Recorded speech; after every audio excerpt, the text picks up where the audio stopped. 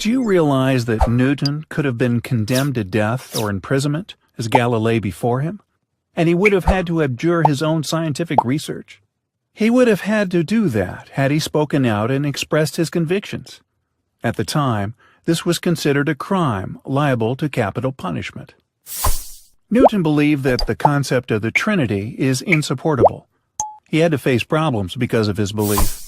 When Newton joined Trinity College at the University of Cambridge, he was required to take orders and be ordained as a priest.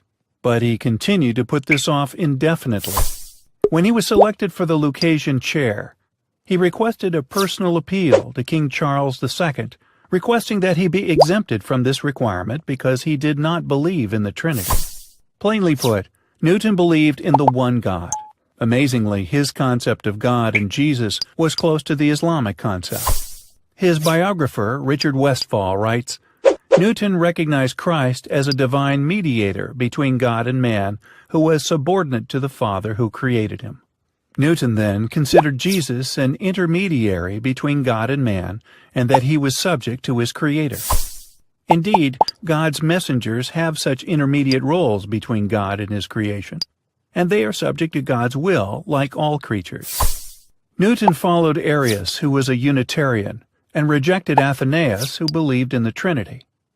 Newton believed in an omnipotent and omniscient God. Newton says in his 12 Articles on Religion, published around 1710, "This most beautiful system of the sun, planets, and comets could only proceed from the counsel and dominion of an intelligent and powerful being. There is one God, the Father, ever-living, omnipresent, omniscient, almighty, the maker of heaven and earth, and one mediator between God and man. That man is Christ Jesus. We are to return thanks to the Father alone for creating us and giving us food and raiment and other blessings." Newton studied the gospel more than he studied any other thing, and he arrived at the conclusion that numerous texts were introduced and inserted into the gospel asserting the divinity of Jesus Christ. These texts were not part of the gospel before. The Islamic belief that is stated by God in the Quran, the only true faith acceptable to God is man's self-surrender to Him, and it's the message of all messengers and prophets, Adam, Noah, Moses, Jesus, and Muhammad. It's one message from God.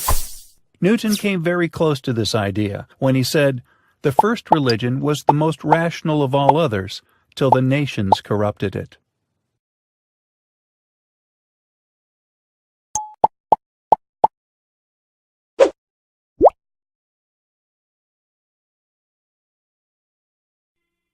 قل هو الله أحد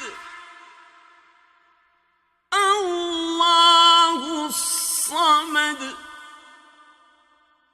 لم يلد ولم يولد ولم